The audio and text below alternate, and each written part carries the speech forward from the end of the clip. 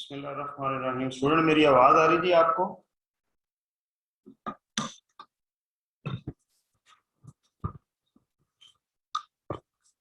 मेरी आवाज आ रही है जी आप लोगों को?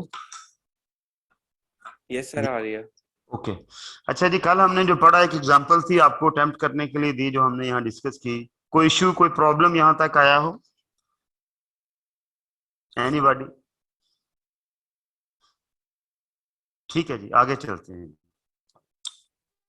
Period of capitalization. देखें, ये बड़ा सेंसिटिव मामला है कि हमने किसी एक जो कैश आउटफ्लो है, या जो हमारा एक मतलब एक इवेंट होता है, इंटरेस्ट हम देते हैं जब, तो या एक्रू करते हैं इवन तब भी, तो उसको हम एक्सपेंस में बुक करेंगे तो प्रॉफिटेबिलिटी को अफेक्ट करेगा। कैपिटलाइज करेंगे तो वो अल्टीमेटली मेरी इक्विटी के ऊपर भी उसका इम्पैक्ट आएगा, और जाहिर है आपकी नेट एसेट बढ़ जाएंगे। गो के डेप्रिसिएशन उसके ऊपर जब चार्ज होती है तो वो नेट ऑफ अफेक्ट हो जाता है। लाइक अगर आपने 1 मिलियन का इंटरेस्ट कैपिटलाइज किया है तो 10% डेप्रिसिएशन चार्ज होती है, तो 10 लाख वो चार्ज हो जाती है, तो 9 लाख का फिर भी बहरहाल इम्पैक्ट जो है वो एसेट को बढ़ा रहा होता है। तो ये एक सेंसिटिव इशू है कि 9 लाख, 10 लाख का 10 लाख एक्सपेंस बुक करें, या 10 लाख का एसेट और 1 लाख की डेप्रिसिएशन एक्सपेंस के तौर पर उस पोर्शन के ऊपर करें, बाकी तो सारा एसेट हो गई। तो लिहाजा ये बात बड़ी इंपॉर्टेंट है कि जी हमने किस पीरियड का इंटरेस्ट जो है वो कैपिटलाइज करना है। क्योंकि लोन तो मैंने आज लिया, बिल्डिंग बनानी शुरू कर दी। बिल्डिंग की एग्जांपल जरा ज़हन में रखें तो ज्यादा चीजों को अंडरस्टैंड आप कर सकेंगे। ठीक है, मैंने बिल्डिंग बनानी शुरू कर दी। ठीक है, अब बिल्डिंग मेरी मुकम्मल होगी फर्ज करें 10 महीनों में, लेकिन लोन अभी रहता है, लोन मैंने वापस नहीं किया। अब जब मैंने लोन वापस नहीं किया तो मुझे उसका इंटरेस्ट देना पड़ेगा। क्या जब तक लोन है उस वक्त तक का इंटरेस्ट कैपिटलाइज करना है? ठीक है, या जिस दिन बिल्डिंग मुकम्मल होगी उस दिन तक का करना है? या ऐसे भी होता है बाज का कि 4 महीने काम किया फिर रोक दिया काम। ठीक है, कंपनी ने 3-4 महीने काम ही रोक के रखा, लेकिन लोन तो लिया हुआ है, इंटरेस्ट तो पड़ रहा है। वो जो 4 महीने एक्टिव डेवलपमेंट की है, यानी काम किया, उस पर भी इंटरेस्ट है, पे करना पड़ेगा। जो 3 महीने आपने काम नहीं किया उसके ऊपर भी इंटरेस्ट देना पड़ेगा। तो क्या वो वाला इंटरेस्ट भी कैपिटलाइज करना है? आज हमने इन दोनों बातों का तयन करना है। ठीक है जी, प्रॉब्लम मैंने आज की प्रॉब्लम स्टेटमेंट आज की दे दी, जो आज हमारा इशू है। अब आ जाए इसके सोल्यूशन के ऊपर। कहता है जी, पीरियड ऑफ कैपिटलाइजेशन में सबसे पहले कमेंसमेंट ऑफ कैपिटलाइजेशन। ये भी एक इशू है कि मैंने आज लोन लिया और बिल्डिंग मैंने 2 महीने शुरू ही नहीं की। ठीक है, तो वो जो 2 महीने का इंटरेस्ट तो मुझे पड़ेगा, क्या वो कैपिटलाइज करना है? ठीक है, या एक्सपेंस को शो करना है? इसलिए वो कहता है कि जी कमेंसमेंट ऑफ कैपिटलाइजेशन किसे कहेंगे, क्योंकि जब कमेंसमेंट हो जाएगी तो उसके बाद फिर आपने बोरिंग कॉस्ट जो है वो कैपिटलाइज करनी है। तो क्या लिखा हुआ है? Commencement of capitalisation. लोन के ऊपर इंटरेस्ट तो बैंक के साथ आपकी जो टर्म्स तय होती हैं उसी हिसाब से वो चार्ज होना शुरू हो जाता है।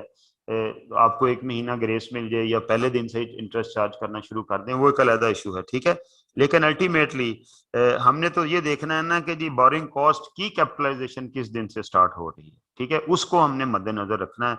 तो वो देखें कि बोरिंग कॉस्ट की कैपिटलाइजेशन जो है वो कब कमेंस होगी। तो उसके लिए 3 कंडीशन है, ये याद रखनी है, पेपर में थ्योरी में भी पूछता है। कहते हैं जी capitalisation of boring cost should start only when expenditures for the asset are being incurred. कि जब एक्चुअली इंटरेस्ट पड़ना शुरू हो जाए। मतलब अगर बैंक ने expenditure on asset, sorry, expenditure on asset, asset के ऊपर खर्चे होने शुरू हो जाएं, आप मटेरियल खरीदना शुरू कर दिया, आपने नक्शा बनवाना शुरू कर दिया, आपने सॉइल टेस्टिंग शुरू कर दी, एक्सपेंडिचर इनकर होने शुरू हो गए। ठीक है, borrowing cost are being incurred. और दूसरी बात जो पहले बता देने लगा था कि बोरिंग कॉस्ट भी इनकर होनी शुरू हो जाए। लाइक आपने लोन लिया, आज आपने फौरन ईंट बजरी सीमेंट खरीदना शुरू कर दिया, लेकिन बैंक ने आपको 1 महीने का मार्जिन दिया हुआ, ग्रेस पीरियड दिया कि उसमें हम आपसे मार्कअप चार्ज नहीं करेंगे। तो उस 1 महीने में मार्कअप इनकर नहीं हो रहा, तो लिहाजा गो के कमेंसमेंट पहले शुरू हो गई है, लेकिन मार्कअप जो है वो अभी 1 महीना बाद शुरू होना है। तो वो 1 महीना बाद जब शुरू होना है तो उस दिन से ही उसकी कैपिटलाइजेशन जो है वो स्टार्ट होनी है, जब markup cost, borrowing cost being incurred, incurred का मतलब जब वो ड्यू होनी शुरू हो जाए। Active necessary activities necessary to prepare the asset have started. जरूरी नहीं है कि जी बिल्डिंग बननी शुरू हो जाए, एक्टिविटीज शुरू हो जाए। इसका मतलब क्या है, एक बिल्डिंग को ध्यान में रखें, जब बिल्डिंग बनाते हैं, फैक्ट्री की बिल्डिंग बनानी है तो पहले जमीन के 4-5 टेस्ट होते हैं, नक्शा बनता है, प्लान बनता है। तो ये सारी चीजें क्या है, सॉइल टेस्टिंग होना, नक्शे बनना, प्लान बनना, ठीक है जी, कॉन्ट्रैक्ट वगैरह के लिए काम करना, ये सारा कुछ क्या है, दीज आर एक्टिविटीज नेसेसरी जो है टू प्रिपेयर द एसेट, ठीक है, वो स्टार्ट हो चुकी हुई हैं। तो ये कंडीशन तीनों पूरी हो रही होंगी तो हमने क्या करना है जी, अल्टीमेटली इनमें से कोई भी कंडीशन जो है वो अल्टीमेटली सिर्फ ये नहीं है कि जी बोरिंग कॉस्ट इनकर हो गई तो आप जनाब कैपिटलाइज कर दें, नहीं, ये होना भी जरूरी है, ये होना भी, तीनों कंडीशन का मीट होना जरूरी है, ठीक है। अगर ये काम शुरू हो गया, ये और ये एक्टिविटीज, लेकिन आपकी बोरिंग कॉस्ट अभी ड्यू ही नहीं हुई, तो क्या करेंगे अल्टीमेटली, हम क्या करेंगे, हम उसको कैपिटलाइज नहीं करेंगे क्योंकि वो तो इनकर ही नहीं होनी शुरू हुई। लिहाजा हमें क्या करना है, हमें तीनों की तीनों कंडीशन जो है इनको मीट करना है। क्लियर। उसके बाद आ गया जी सस्पेंशन ऑफ कैपिटलाइजेशन, ठीक है।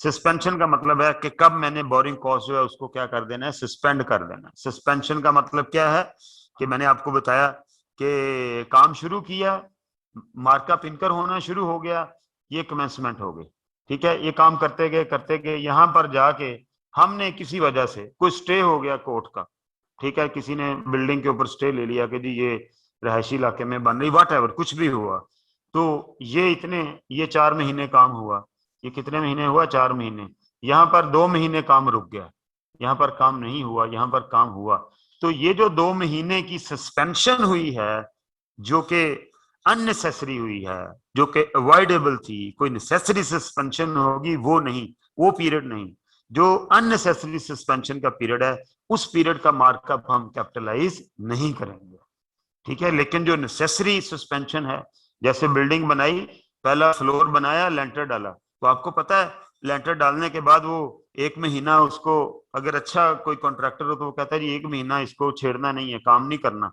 ना इसके ऊपर करना है। आजकल तो वो शुरू कर देते हैं लेकिन नहीं करना। फर्ज करें वो वाला जो 1 महीने का जो ब्रेक आएगा, वो एक नेसेसरी ब्रेक है, वो बिल्डिंग की कंस्ट्रक्शन का हिस्सा है, उस 1 महीने का मार्कअप भी हम कैपिटलाइज करेंगे। लेकिन जो अननेसेसरी ब्रेक होगा कि जी कोई ऐसी चीज नहीं है, दीवारें बना रहे हैं अभी और हमने रोक दी जी, बस जी अभी 2 महीने सबर करते हैं, मौसम नहीं सही, वट एवर जो भी वजह है, तो वो अननेसेसरी है, तो उसका जो मार्कअप होगा उस पीरियड का, वो मार्कअप कैपिटलाइज नहीं करना। देखें एसेंस क्या है इस एसेट का, कि जो लोन एसेट के ऊपर यूज हो रहा है उसका मार्कअप, और जिस पीरियड में वो एक्टिवली उसके ऊपर काम हो रहा है उस पीरियड का मार्कअप, और अगर कोई उसके ऊपर इनकम होती है तो वो माइनस कर देनी है, ठीक है, जैसे पिछले क्वेश्चन में किया। तो वो जो नेट मार्कअप होगा उसको हमने कैपिटलाइज करना है। तो सस्पेंशन कब कर देंगे, of boring cost should be suspended, कोई ऑप्शन नहीं है, हुक्म है, should be suspended if development of the asset is suspended for an extended period of time. Extended period, एक आध दिन के डिले की बात नहीं कर रहा, वो कह रहा है एक्सटेंडेड पीरियड ऑफ टाइम। तो फिर क्या है, फिर अल्टीमेटली वो कहता है जी इस चीज की जो है वो फिर मार्कअप की जो कैपिटलाइजेशन है बोरिंग कॉस्ट की, वो क्या हो जानी चाहिए। हम मार्कअप मार्कअप कहते हैं लेकिन वर्ड बोरिंग कॉस्ट है क्योंकि इसके अंदर मार्कअप के अलावा जो इंसिलरी कॉस्ट है, बाकी कॉस्ट है, वो भी शामिल है। That this is difference between markup is a part of borrowing cost, ठीक है। बोरिंग कॉस्ट कम्बिनेशन है, जो इंसिलरी कॉस्ट है, जो है आप मैंने बताया फिजिबिलिटी कंसल्टेंट को दिया, वो सारे पैसे वगैरह लोन की अरेंजमेंट में, बैंक को एक अरेंजमेंट फी जाती है, वो सब मिलके वो बोरिंग कॉस्ट बनती है, ठीक है। और markup of course major part है। तो कहता है जी एक्सटेंडेड पीरियड के लिए जब आप उसे सस्पेंड करेंगे तो आपको उसकी बोरिंग कॉस्ट रोक देनी चाहिए, कैपिटलाइजेशन। सीजिशन ऑफ, और तीसरी बात क्या है कि अब जनाब इधर काम दोबारा शुरू हो गया, फिर आपने जनाब 8-10 महीने काम किया, ठीक है, तो ये आपने 8 महीने और लगाए, ठीक है, इस दौरान का मार्कअप भी कैपिटलाइज करते रहे।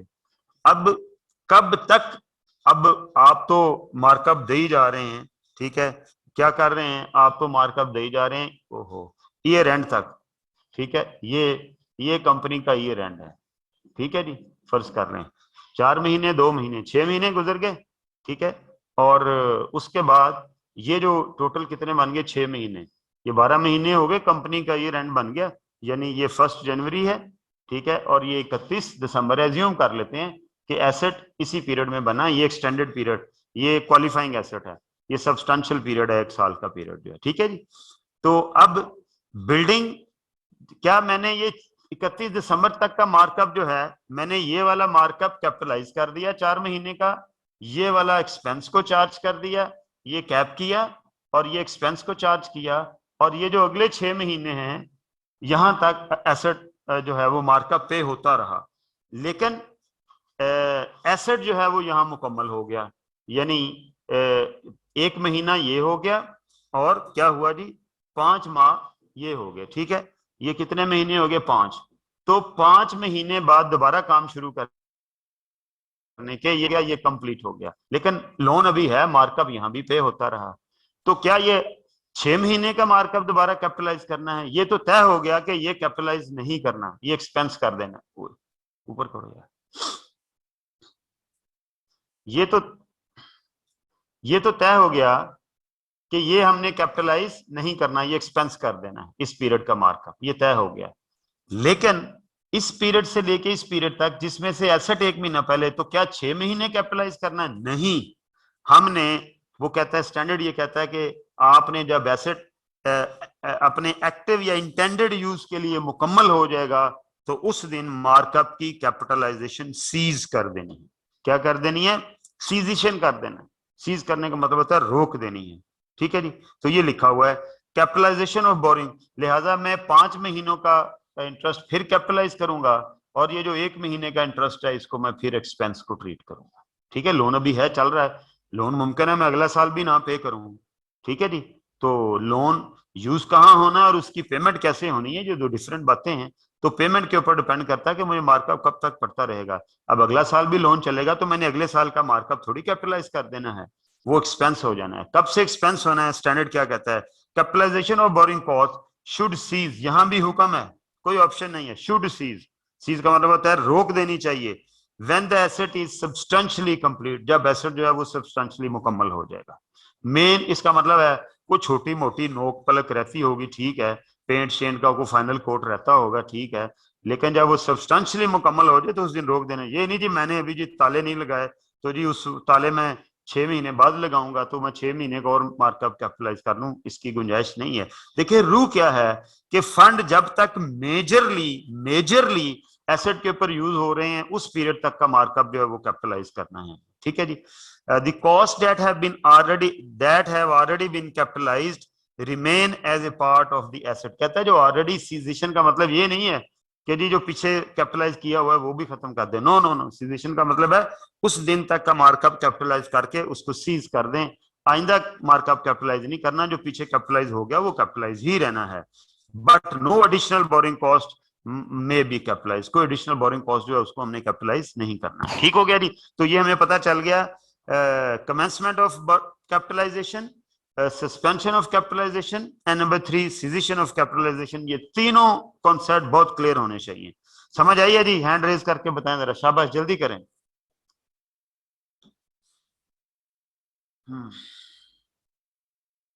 ठीक है, क्लोज करो जी, क्लोज करो, क्लोज करो, क्लोज करो। ये सुस्ती लोग हैं, आगे चलो। हैंड रेज करने में भी घंटा लगा देते हैं। अच्छा जी, चलें जी क्वेश्चन पे आ जाते हैं।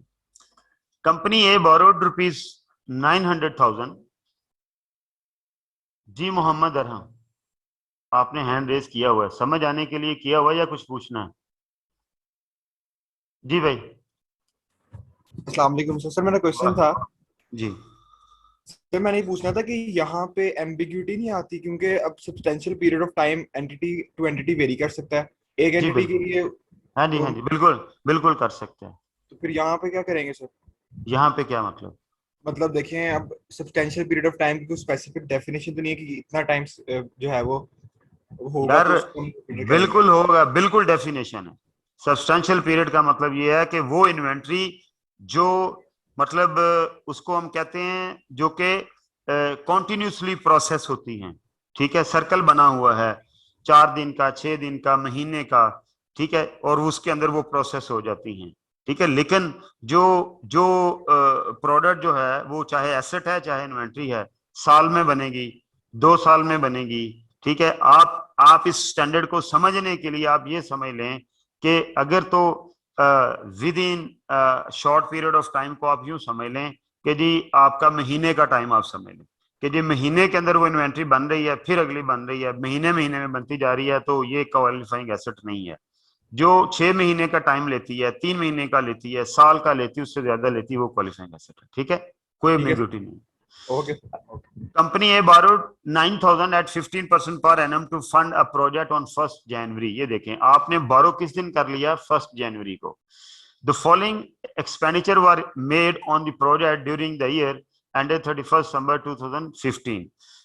1 मार्च आप 2016 को आपने 2500 रुपया खर्च किया, 1 अक्टूबर को आपने 4200 रुपया खर्च किया, और फिर 1 दिसंबर को आपने 2300 रुपया खर्च किया उस प्रोजेक्ट के ऊपर। कहता है जी surplus funds were invested at 10% whenever available, whenever available, ठीक है। अब लोन मैंने कब लिया हुआ है, 1 जैन का, ठीक है, यही लिखा हुआ है ना, 1 जैन। तो मैं काम कब शुरू कर रहा हूँ, 1 मार्च को। तो जनवरी और फरवरी 2 महीने जो था, वो फरवरी का महीना भी जो है ये लोन इस्तेमाल नहीं हुआ। 2 महीने फिलहाल ये लग रहा है कि लोन इस्तेमाल नहीं हुआ। आगे पढ़ते हैं, कोई और एक्टिविटी ना बता दी हो।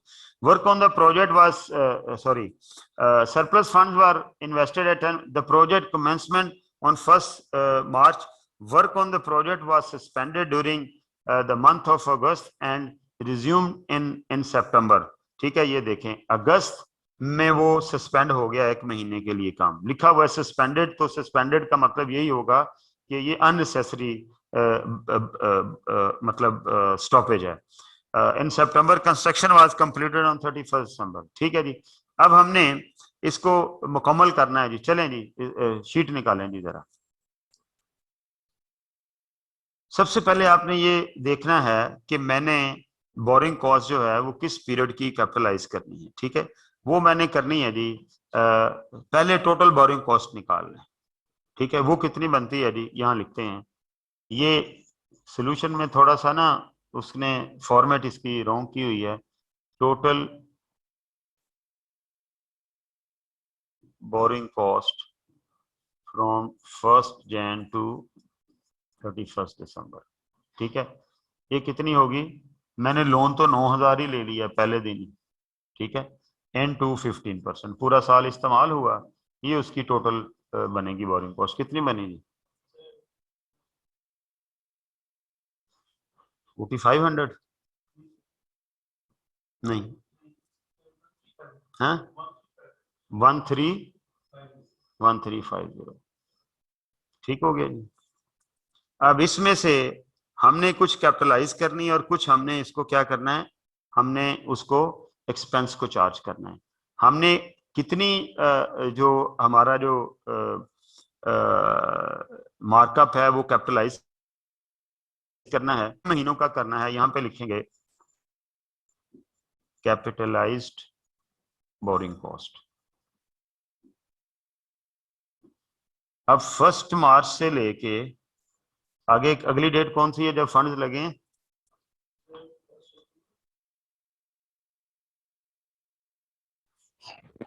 नहीं जी, फंड्स लगे हैं 1 अक्टूबर तक। फंड्स कितने रहे, 2500, लिखते हैं उधर।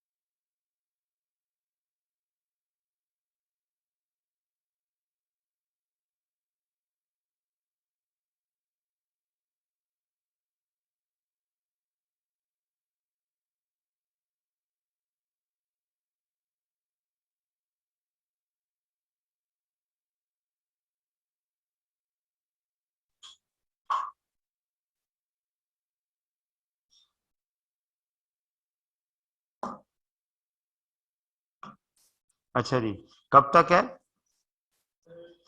1 अक्टूबर को पैसे लगे, 31 को लगे? इसका मतलब 30 सितंबर, 30 सितंबर तक कितने पैसे लगे रहे प्रोजेक्ट में? 2500। इसकी कॉस्ट कितनी बनी?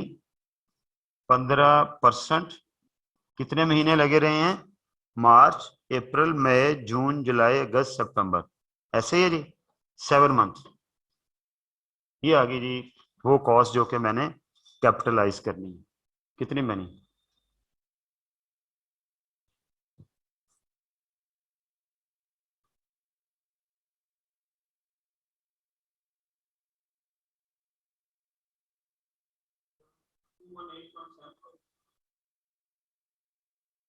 फिर चेक कर लो। 2500 इंटू 12, 15%, इंटू 7/12। ये भी करना है ना, 7/12, 7 महीने का निकालना है। क्या होगा यार, कैलकुलेटर इधर से ले लेते हैं।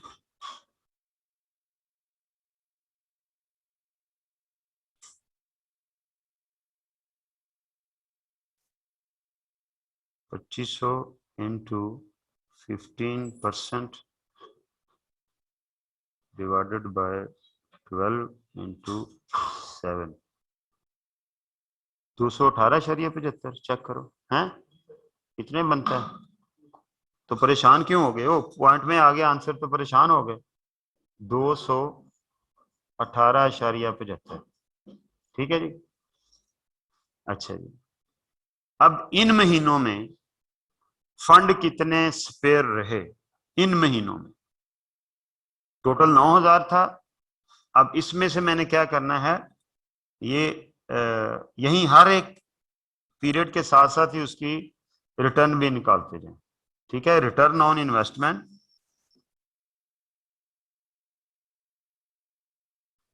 On spare funds. ठीक है जी, वो कितनी बनी? 9,000 में से 2500 माइनस कर दिया, बाकी कितने बचे? 6500। ये 6500 के ऊपर वो कहता है जी 10% आपको रिटर्न मिलता है। 7 महीने का रिटर्न कितना हुआ? 650 divided by 12 multiplied by 7, 6500 into 10%, 650 divided by 12 multiplied by 7, 37.91, ये माइनस हो जाएगा। ठीक है,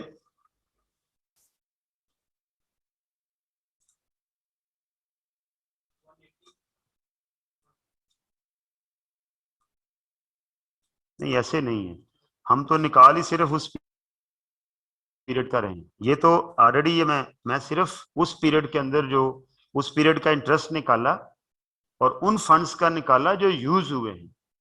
जो यूज नहीं हुए उनका इंटरेस्ट तो मैंने निकाला, वो जरूर मेरी इनकम बननी है, लेकिन वो इसके अंदर तो शामिल नहीं है।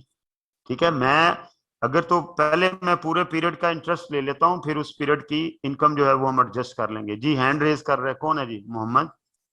जी भाई, जी भाई, अरसलान। अस्सलाम वालेकुम सर। अस्सलाम। सर ये अगस्त में तो सस्पेंड हुआ है, तो हम 6 मंथ नहीं लेंगे जो हमने बेटा 7 और हम 12 में? बेटा हम अगस्त तक तो गए नहीं अभी, हम सर कहाँ ये जो तक? 1 से हम सितंबर 1 से 30 वो बिल्कुल जो सही कह रहे हो, सही कह रहे हो, सही कह रहे हो, क्लोज करो। सही कह रहे हो, इसी के अंदर वो अगस्त वाला महीना आ गया, वो मैं इसको अक्टूबर समझ रहा हूँ, ऐसे नहीं है। तो वो 1 महीने का इंटरेस्ट उसके अंदर सस्पेंडेड पीरियड का है, वो निकाल देना है। तो यहाँ पर आपका 6/12 आएगा। यहाँ पर आपका क्या आएगा? 6/12 आएगा। सही कह रहे हो, वो 1 महीना निकल गया ना जी। हाँ जी, फिर कितना बना? 180, 87.5। ठीक है जी, और ये मैं ले रहा हूं सिर्फ उस पीरियड का इंटरेस्ट, मैं टोटल इंटरेस्ट नहीं ले रहा। ठीक है, टोटल इंटरेस्ट मैंने ये लिया हुआ है। ठीक है, बनता इतना था। तो मेरे उस पीरियड का इंटरेस्ट कितना बनता है ये। उसके बाद मैंने 1 अक्टूबर से किस डेट तक फंड्स और लगे हैं जी, सेकंड 1 दिसंबर तक ये फंड यूज हुए हैं जी। कितने? 2500 पहले वाले भी यूज हुए हैं, और अब एडिशनल कितने हो गए? 4200 टोटल। ये 2500 जमा 4200, हाँ 6700, ठीक है जी। तो ये 6700 जो हैं ये यूज हुए हैं। N2 15%, N2 कितने महीनों के लिए? ये 1 अक्टूबर से लेके अक्टूबर और नवंबर 2 महीनों के लिए। ये कैलकुलेशन है, जिसको जैसे सूट करती है वो कैलकुलेट कर सकता है जी।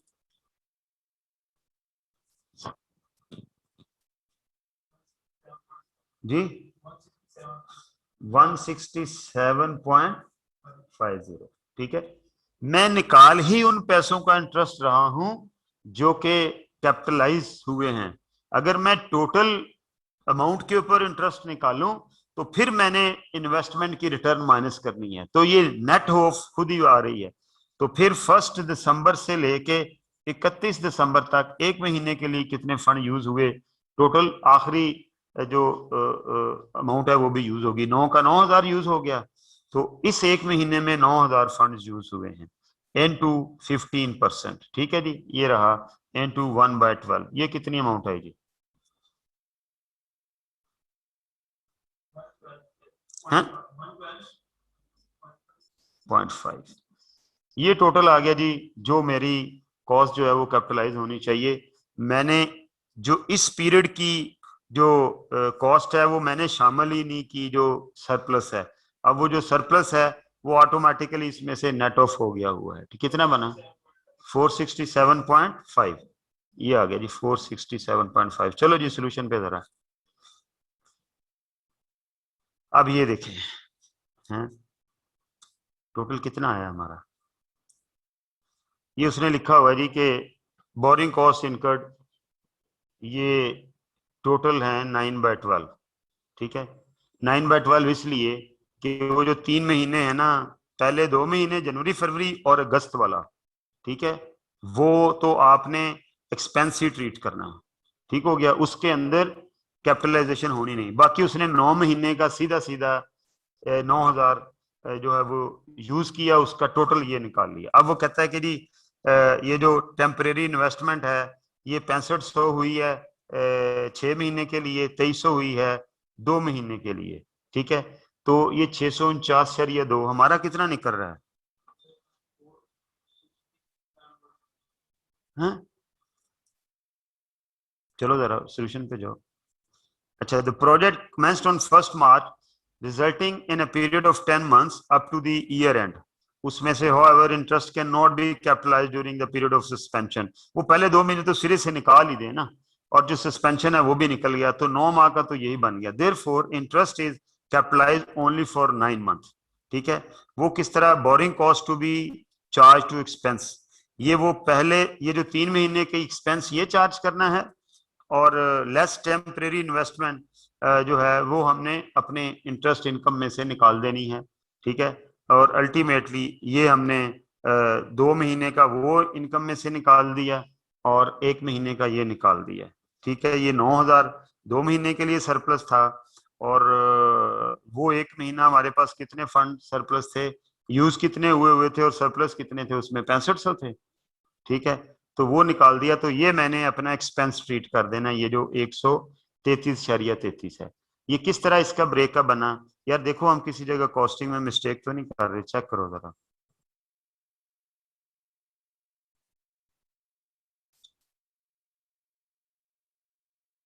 इन 3 महीनों में 2500 ही, 3 महीने नहीं है ये, हमारे 6 महीने हैं। मार्च अप्रैल मई जून जुलाई अगस्त सितंबर, उनमें से अगस्त निकल गया, तो 6 महीने। जरा ये डेट मुझे कंफर्म कराओ यार, ये गड़बड़ हो रही किसी जगह पर। डेट चेक करो, 1 मार्च, 1 अक्टूबर और 1 दिसंबर। इस पीरियड में, यानी इसको एक और तरीके से देख लेते हैं। जैसे हम कहते हैं जी 1 मार्च से लेके टू 31 दिसंबर एक्सक्लूडिंग 1 मंथ, तो ये 9 है, 10 मंथ बन नहीं, 1 महीना और निकाल दो ना, 9 मंथ में 9,000 यूज हुआ है इंटू 15% इंटू 9/12, एक ही बात है। और अक्टूबर से लेके तो नहीं, ऐसे नहीं है, नहीं वो तो नीचे लहदा उसने निकाल दी हुई है ना यार, वो तो एक्सपेंस में से माइनस होनी है ना।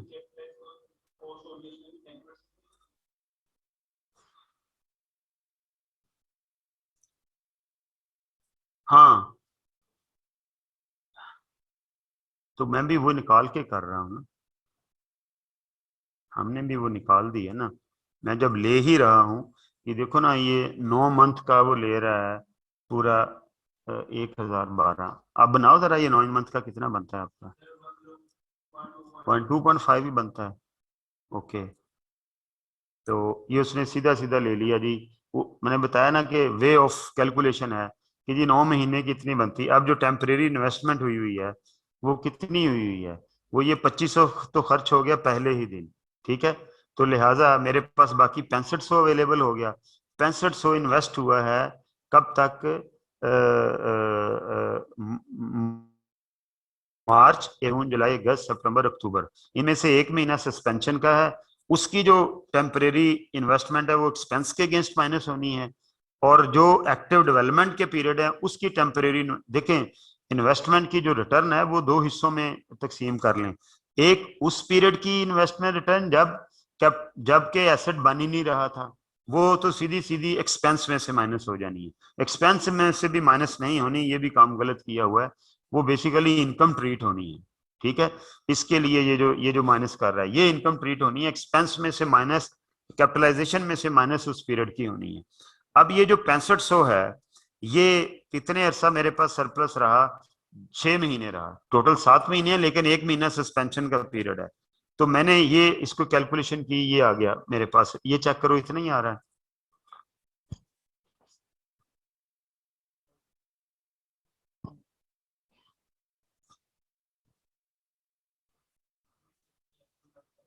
अच्छा जी, अब ये जो 2300 की मैंने इन्वेस्टमेंट की हुई है अल्टीमेटली, ये कितने महीने मेरे पास रही है?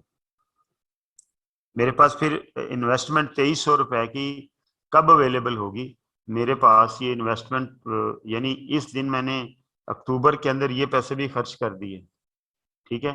तो मेरे पास फिर पीछे 2300 रुपया सरप्लस कितने महीने? 2300 रुपया मैंने 1 दिसंबर को खर्च कर दिया। इसका मतलब क्या हुआ कि अक्टूबर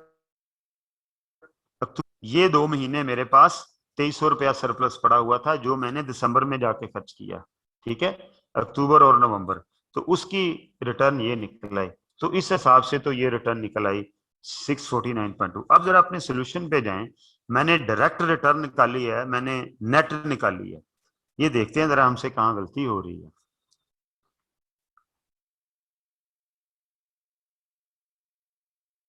1 मार्च से लेके 30 सितंबर तक हमारा जो लोन यूज हुआ है वो 2500 यूज हुआ है, ऐसे ही है। उनमें से 1 महीना कम कर दें, 2500 इंटू 15%। नहीं, ये गलत हो जाएगा। उसकी वजह क्या है? यस, ये गलत हो जाएगा, बिल्कुल ऐसे नहीं करना। उसकी वजह क्या है? वजह ये है कि वो जो रिटर्न ऑन इन्वेस्टमेंट है वो 10% के साथ है, वो भी 15% के साथ होती फिर मेरी कैलकुलेशन ठीक थी, फिर हमारी कैलकुलेशन ठीक थी। क्योंकि मैं जो इस तरह से करूंगा तो अल्टीमेटली ये एक्सपेंस वाला इंपैक्ट आ जाएगा, लेकिन जो मैंने माइनस किया हुआ है उसमें से वो 10% के साथ है। तो अगर स्पेयर फंड की इन्वेस्टमेंट भी 15% के साथ होती फिर ये कैलकुलेशन बिल्कुल सही थी। आप चेक करके देखें। चलो जरा उधर मैं भी इसको प्रूफ करते हैं ना भाई, ऐसे थोड़ी हम छोड़ देंगे। ये देखें, यहां पर आप सिर्फ और सिर्फ क्या करें, 6500 इंटू 15% करके देखें जरा, करें शाबाश सब लोग। 6500 ये जो टेम्परेरी इन्वेस्टमेंट हुई है ना, ये भी 15% के साथ कर दें 10 की बजाय, तो यहाँ कितना आएगा जी? 487.5। ठीक है, और नीचे कितना आएगा एक में 2 महीने के लिए 2300 के ऊपर 15% के साथ?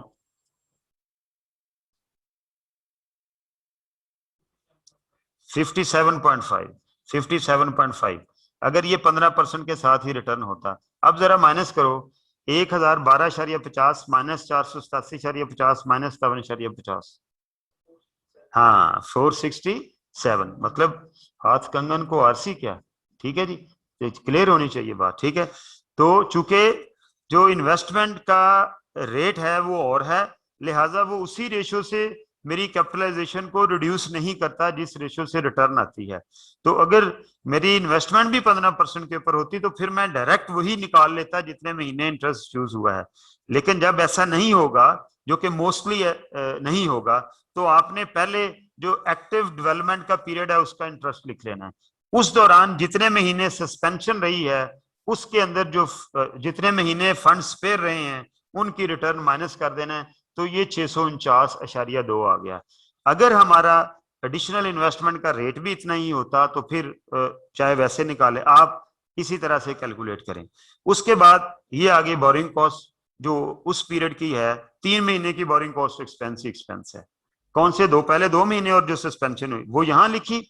और इन महीनों में अगर एडिशनल फंड इन्वेस्ट हुए हैं तो उनकी जो रिटर्न है वो एक्सपेंस में से माइनस करनी है, और कैपिटलाइजेशन पीरियड के दौरान जो सरप्लस फंड है उतने उनकी रिटर्न जो है वो आपने कैपिटलाइजेशन में से माइनस करनी है। तो ये रहा यहाँ पर। ठीक है, तो ये टोटल हो गया 3 महीने, और 9000 के फंड जो हैं वो मेरे पास 10 महीने मैंने 9000 के जो फंड हैं वो मेरे पास 2 महीने स्पेयर रहे। कौन से? पहले 2 महीने। तो उनकी रिटर्न जो है वो ये आ गई। और जो 6500 के फंड हैं वो जो 1 महीना सस्पेंशन है उस वक्त मेरे पास 6500 सरप्लस था। ठीक है, तो उसके ऊपर मेरे पास 10% के साथ ये रिटर्न आ गई। तो मेरा एक्सपेंस को इतना चार्ज होना है नेट ऑफ रिटर्न, और मेरा यानी ये जो रिटर्न है ये सिर्फ कैपिटलाइज्ड बोरिंग कॉस्ट में से माइनस नहीं करनी, जो उस पीरियड की है जिसमें हमें इंटरेस्ट पड़ रहा है उसकी इंटरेस्ट में से इन्वेस्टमेंट रिटर्न माइनस करनी है, और जिस पीरियड के अंदर हम कैपिटलाइजेशन कर रहे हैं उसकी रिटर्न उस पीरियड में से माइनस करनी है। हो गया जी? जरा हैंड रेज करके बताएं शाबाश, बताएं जी, बताएं शाबाश, बिल्कुल क्लियर हो जाना चाहिए।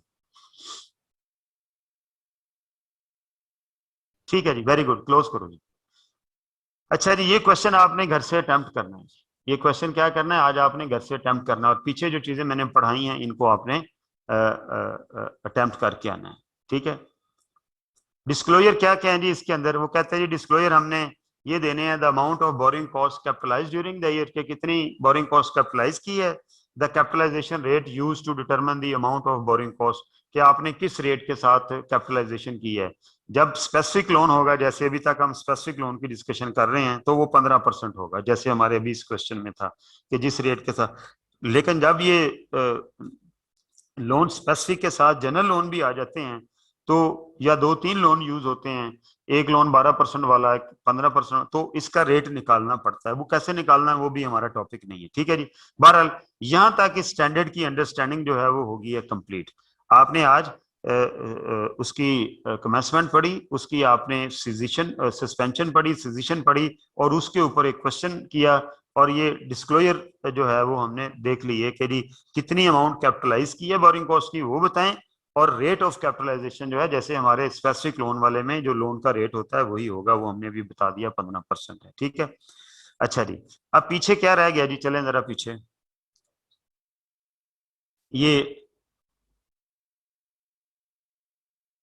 ये तो हमने पढ़ लिया ना, ये पढ़ लिया सारा, आगे चलो। जनरल लोन, जनरल क्या लिखा हुआ है? General funds use for the purpose of the obtaining. हाँ जी, ये मैंने आपके लिए छोड़ा है क्वेश्चन कि जी ये अभी हमने इसको अटेम्प्ट जो है वो नहीं करना। ठीक है जी, इसके अंदर क्या होगा जरा इसको भी क्लियर करते जाएं। When general borrowings are used, अब हम जनरल बोरिंग के ऊपर आ गए। जनरल बोरिंग वो है जो सिर्फ उस बिल्डिंग के लिए नहीं ली गई। ठीक है, when general borrowings are used, the amount of borrowing cost eligible for capitalization is obtained by applying a capitalization rate to the expenditure on that asset. तो फिर हमने एक कैपिटलाइजेशन रेट निकालना पड़ेगा, उस रेट के साथ हमने क्या करना है, उस बोरिंग कॉस्ट को कैपिटलाइज करना है। ठीक है, the capitalization rate is weighted average of the borrowing cost applicable to the borrowings that are outstanding during the period except for borrowing made specifically. कहता है जो स्पेसिफिकली बोरिंग है वो तो साइड पे कर दें। ठीक है, तो बाकी जो लोन होंगे, 2-3 लोन लिए हमने, जनरल लोन है, उनको हमने यूज किया फंड्स को, तो कैसे बोरिंग कॉस्ट कैपिटलाइज करेंगे, हमने एक कैपिटलाइजेशन रेट निकालना है। ठीक है, the amount of boring cost capitalize can not exceed the amount of boring cost it incurred during. जाहिर है कि जितने मैंने मार्कअप मैंने पे करना है उससे ज्यादा किसी सूरत भी नहीं हो सकती, इसीलिए मैं उसकी जो है वेटेड एवरेज बोरिंग कॉस्ट निकाल लेता हूं।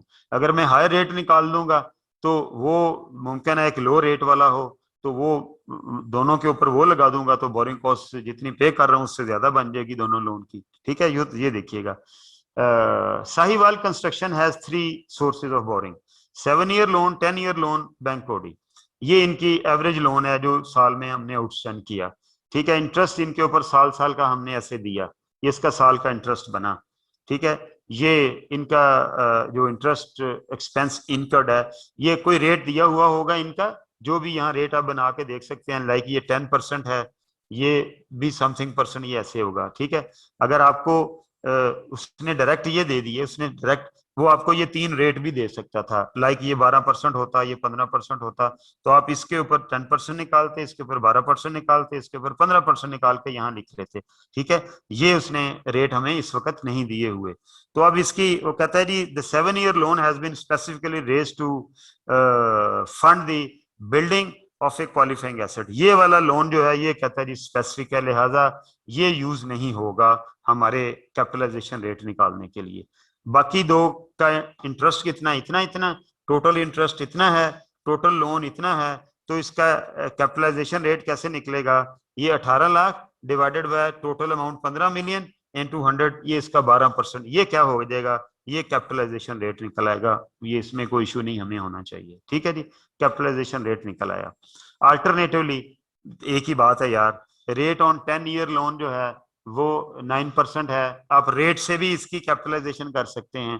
ठीक है, इसका रेट जो है वो 18% है, फिर उन दोनों की वेटिंग कर ली हमने कि इसके ऊपर 9% से कैलकुलेट कर लिया, इसके ऊपर 18 से, तो वो भी क्या निकल आएगा, 12% निकल आएगा, 6 लेकिन वो जो पीछे वाला मेथड है वो ज्यादा आसान है, ये मैथमेटिकल कैलकुलेशन आप जैसे मर्जी कर सकते हैं। ठीक है, अब आ जाए ये क्वेश्चन जो है जनरल बोरिंग कैपिटलाइजेशन रेट जो है, कंटिन्यूइंग द इलस्ट्रेशन, यही इलस्ट्रेशन उसके अंदर कहता है जी आपने डेट ऑफ इनकर्ड, ये अपने एक्सपेंसेस इनकर की है। ठीक है, 31 मार्च, 30 अक्टूबर। अब the amount capitalize in respect of the capital work in progress is 31 March को है हमारा जो पैसे लगे हैं वो अल्टीमेटली ये हमारा एक्सपेंडिचर हुआ इतना। ठीक है, फिर हमने इसके ऊपर ये एक्सपेंडिचर है जो उसके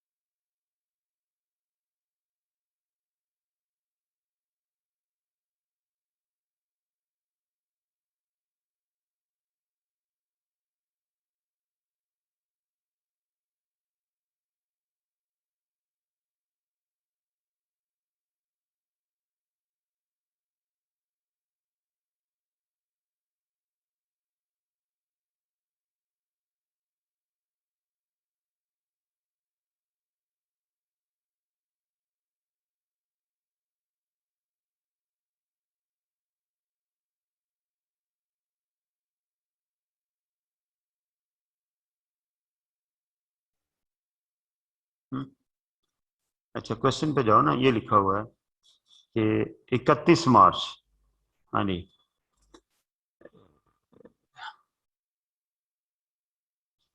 ईयर एंड इसका दिसंबर है, तो 7-year लोन जो था वो हमारा ये स्पेसिफिक लोन है ना, 8 मिलियन का। ठीक है, तो इस लोन में से पीछे जाओ जरा, ये हमने 1 मिलियन ये इनकर्ड हुए ना एक्सपेंसेस प्रोजेक्ट के ऊपर, 1 मिलियन, 1.2 मिलियन और 800,000। तो ये 1 मिलियन लगा है इस पीरियड में, ठीक है।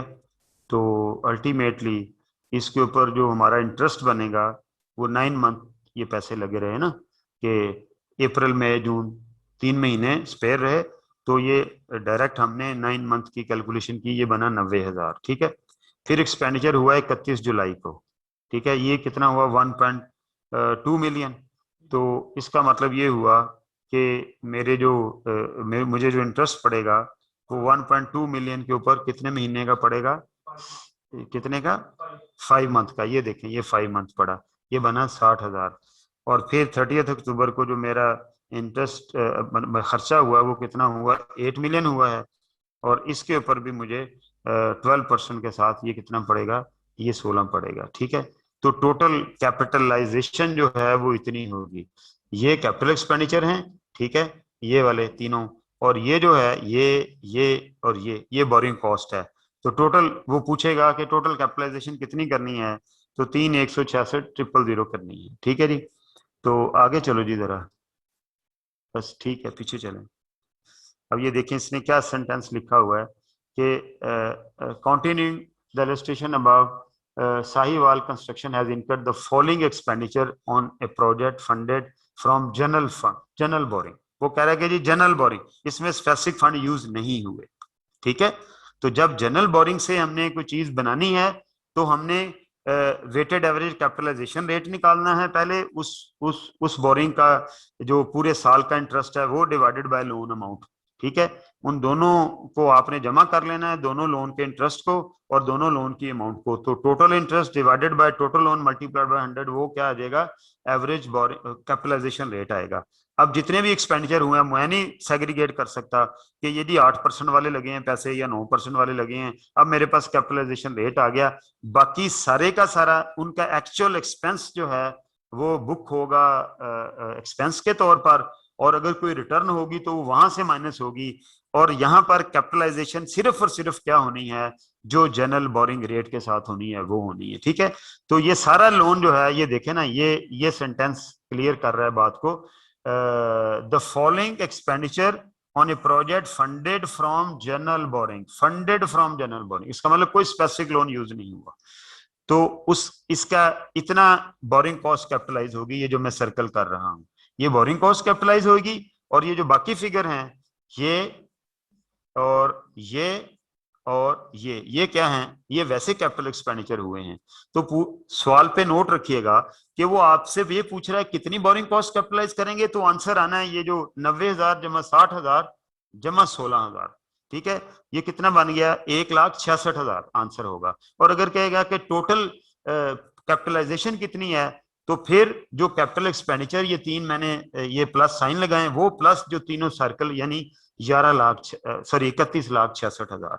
इसके अलावा कोई स्पेसिफिक लोन अच्छा, अब जब ये जनरल लोन यूज होना है तो फिर हमने जो भी सरप्लस फंड है उनका कोई हिसाब नहीं रखना, क्योंकि वो दूसरी तरफ खर्च हुए हैं, उनके ऊपर कोई रिटर्न कंसिडर नहीं की जाएगी। अगर कोई है भी तो वो जो बाकी एक्सपेंस हो रहा है, क्योंकि लोन तो बहुत सारा मैंने यूज किया है, सिर्फ इतना इधर यूज किया है एवरेज बेसिस के ऊपर, तो जो बाकी लोन है वो अल्टीमेटली हमने दूसरे एक्टिविटीज में यूज किया, ऑपरेटिंग एक्टिविटीज में, तो उनकी इनकम भी वही नेट हो जाएगी। फिर यहाँ कोई इनकम नेट नहीं होनी। हाँ, किसी स्पेसिफिक लोन का भी यूज हुआ उसके साथ, लाइक वो कहता है जी आपने 1 करोड़ का स्पेसिफिक लोन भी यूज किया है, और 1 साल के लिए यूज हुआ, मासवाय 2 महीने जब आपने आपके पास सरप्लस फंड्स रहे, ठीक है ना, दरमियान में किसी जगह, तो आपने फिर क्या करना है, वो 12 महीने का इंटरेस्ट निकालना है, उसमें से 2 महीने की इनकम, क्योंकि वो स्पेसिफिक लोन इसी पर वो माइनस करनी, और बाकी वो जो नेट अमाउंट होगी वो भी आपने इसके अंदर ऐड कर देनी है। तो जनरल फंड से इतनी कैपिटलाइजेशन हुई, और जो स्पेसिफिक फंड से उससे वो जो बाकी अमाउंट है वो कैपिटलाइज हुई, ठीक है जी। ले जी, ये हमारा स्टैंडर्ड जो है ये हो गया है कंप्लीट। अच्छा जी, अब ये क्वेश्चन भी आपने घर जाके जरा अटेम्प्ट कर लेना है। क्यों जी, समझ आ गई है? जरा हैंड रेज करके बताएं कि ये कैपिटलाइजेशन रेट कैसे निकालना है। ये रेट के साथ मत कैलकुलेट कीजिएगा, वो रिटर्न वाला आसान है कि दोनों जितना लोन है उसकी रिटर्न निकालें, इस लोन की रिटर्न निकालें, इसको जमा करें, इसको जमा करें, रिटर्न को टोटल लोन से डिवाइड करें, एक रेट निकल आएगा जो दोनों रेट के दरमियान होगा कहीं, ये एक पहचान है सही कैलकुलेशन की। एक लोन अगर 15% वाला है और एक 12% वाला है तो आपका रेट कहीं वो 13-14%, but that again depends upon the volume of the loan, के किस लोन का कितना कंट्रीब्यूशन है। अगर महंगे लोन का ज्यादा कंट्रीब्यूशन है तो रेट हायर साइड पे निकलेगा, अगर सस्ते लोन का ज्यादा कंट्रीब्यूशन है तो रेट लोअर साइड पे निकलेगा। क्यों जी, समझ आ गई ये बात? Very good. चलो जी क्लोज करो जी। अच्छा जी, अब मेरी बात जरा गौर से सुननी है। ऐसा है कि मैंने, आपको पता है ईद के दिनों में मैंने कोई, मेरा ख्याल आपकी कम से कम 5 क्लासेस जो हैं वो एडिशनल की हैं, ठीक है। उसकी रीज़न थी कि मुझे ट्रैवल करना था, तो चूंकि फाइनल नहीं हो रहा था इसलिए मैं उसको बता नहीं पा रहा था, लेकिन मैंने as a token of care वो क्लासेस मैंने आराम से पढ़ाई, कोई जल्दी में नहीं पढ़ाई, ठीक है। तो मुझे, मेरा एक विजिट है यूएसए का, अमेरिका का, तो मुझे वहाँ जाना है। तो कल से जो एक चैप्टर है हमारा कॉस्ट अकाउंटिंग वाला, वो पहले भी मैं नहीं पढ़ा था, वो कॉस्ट वाले टीचर, चैप्टर 6 वो कॉस्ट वाले टीचर पढ़ाते हैं। तो इस दफा चूंकि मैम सादिया अपने मेडिकल रीजन की वजह से वो पढ़ा नहीं रही, इंशाल्लाह नेक्स्ट टाइम में अवेलेबल होंगी। तो वो जो चैप्टर 6 है वो कयूम साहब आपके साथ जो है उसको कंक्लूड करेंगे, ठीक है। तो माशाल्लाह he is good in that, तो वो आपको सारा कंक्लूड कर देगा। नंबर 2, इस चैप्टर के कुछ क्वेश्चन रह गए हैं। बोरिंग कॉस्ट मैंने जनरल रेट पढ़ा दिया, स्पेसिफिक रेट पढ़ा दिया, उनके उनके जो एग्जांपल्स थी वो मैंने करा दी। कितने क्वेश्चन हैं जी? जी इसके 6 क्वेश्चन हैं। तो पहले, आज तो आपने यही काम करके आना, 2 क्वेश्चन मैंने करवाए हैं। तो क्यूम साहब पहले ये 6 सवाल करा देंगे आपको, ठीक है। और उसके बाद वो कॉस्ट अकाउंटिंग वाला चैप्टर जो है, मेरी कोई 8 से 10 वर्किंग डेज मैं ऑफ हूँगा, तो ये दोनों काम लाइक ये जो सवाल हैं ये 3 दिनों में हो जाएंगे, ठीक है। अगर 2-2 भी वो खुद ही करे, आपको ना भी करने के लिए दे, तो ये 3 दिनों में वो कर लेगा, लेकिन ऐसा नहीं होना चाहिए। एक एक वो करें, एक आप करें, एक वो करें, एक आप करें, ठीक हो गया जी। 3 दिनों में ये क्वेश्चन हो जाएंगे, ठीक है। कोई और इसके आज आपका होमवर्क क्या है कि इसके शॉर्ट क्वेश्चन जो बाकी रह गए हैं, हमने पहले 2 के तो कर लिए हुए हैं, ये वो भी आपने अब ये मुकम्मल शॉर्ट क्वेश्चन आज देख लीजिएगा। वो जो 3 चीजें हैं, अपना कमेंसमेंट, सस्पेंशन, सीजेशन, वो, और फिर उसके हिसाब से एक क्वेश्चन हमने किया कि सस्पेंशन पीरियड का किस तरह से निकालना है, और जनरल फंड जो है वो कैसे यूज होते हैं, कैपिटलाइजेशन रेट कैसे निकालना है, और जब कैपिटलाइजेशन रेट, जब जनरल बोरिंग यूज हो सिर्फ, तो फिर हमने कैपिटलाइजेशन किस तरह से करनी है वो मैंने आपको बता दिया। उसमें उसकी रिटर्न ऑन इन्वेस्टमेंट माइनस नहीं होनी, वो सिर्फ डायरेक्ट वही निकलेगा, ठीक है जी। हाँ, स्पेसिफिक लोन अगर आएगा जनरल के साथ वो भी आ सकता है, तो उसका पोर्शन ऐड करेंगे मार्कअप का, net of investment on spare fund, ठीक हो गया जी, ये क्लियर होगी बात। तो अगले ये जो कल और परसों 2 दिनों में, मेरे ख्याल दोनों दिन हमारी क्लास है FR1 की, ठीक है। तो वो ये दोनों मेरा ख्याल क्वेश्चन हो जाएंगे 6 कल, 1-2 वो कल कर देंगे, एक आध आपको करने के लिए दे देंगे, 1-2 अगले दिन हो जाएंगे। और फिर नेक्स्ट वीक में जो है वो आपका वो कॉस्ट काउंटिंग वाला चैप्टर है, उसके अंदर वो छोटे छोटे कॉन्सेप्ट हैं, तो ये फिक्स कॉस्ट क्या है, वेरिएबल कॉस्ट क्या है, और वो पुराना मैथ का फार्मूला जो एक इक्वेशन होती है, क्या B+this x हो, ये वो मतलब वो कोरिलेशन वगैरह और ये वो सारा, तो वो मतलब मैं कभी नहीं भी पढ़ाता, वो कॉस्ट वाले लोग ही पढ़ाते हैं, तो वो ये पढ़ाते हैं। तो इस पीरियड के अंदर आपने अपने आप को रिलैक्स नहीं करना, क्योंकि मतलब डेली बेसिस पे ऐसे ही जैसे मैं काम दे रहा हूँ वैसे ही चीजें चलेंगी, ठीक है जी। तो होपफुली जब मैं आऊँगा तो वो कॉस्ट काउंटिंग वाला चैप्टर मुकम्मल हो चुका होगा, और इंशाल्लाह ताला मैं अपने अगले चैप्टर्स जो है वो मैं फिर इंशाल्लाह ताला आते ही मेरा जो नेक्स्ट टॉपिक होगा that will be the cash flow इंशाल्लाह ताला, ठीक है जी। तो कोई क्वेश्चन किसी का, कोई परेशानी, कोई एतराज है तो वो हैंड रेज करके शेयर कर सकते हैं मेरे साथ। एनीवन? जी, कौन है? जी असदुर रहमान। सर हमें आपकी याद बहुत आएगी सर। हाय अल्लाह, कोई बात नहीं, फेसबुक पे देखते रहिएगा, याद आती रहे, लेकिन इस तरह से कि आपने काम करना है रोज का रोज। ये मैंने मेजर ये वाला सारा काम कर दिया। अब ये जो हमने पढ़ा है ना, इसकी इम्प्लीमेंटेशन यहाँ भी की है, लेकिन ज़ाहिर है वो 2-4-5 क्वेश्चन हैं, उनके अंदर भी यही इम्प्लीमेंटेशन होनी है, ठीक है। तो 1-2 तो उसके अंदर बहुत ही ईजी से हैं, ठीक है। तो वो आपने प्लीज उसको, मुझे याद करने का सबसे अच्छा तरीका ये है कि सवाल करें, जब सवाल करेंगे तो मैं ज्यादा याद आऊंगा, ठीक है जी। तो आप कीजिएगा, वो आजकल पूरी दुनिया के अंदर माहौल तो ऐसे ही बना हुआ है, तो खैर खैरियत से अल्लाह ताला वापसी कर दे। ठीक है जी, थैंक यू वेरी मच जी, God bless you all. Allah मियां आपका और हमारा हामी नासिर, थैंक यू।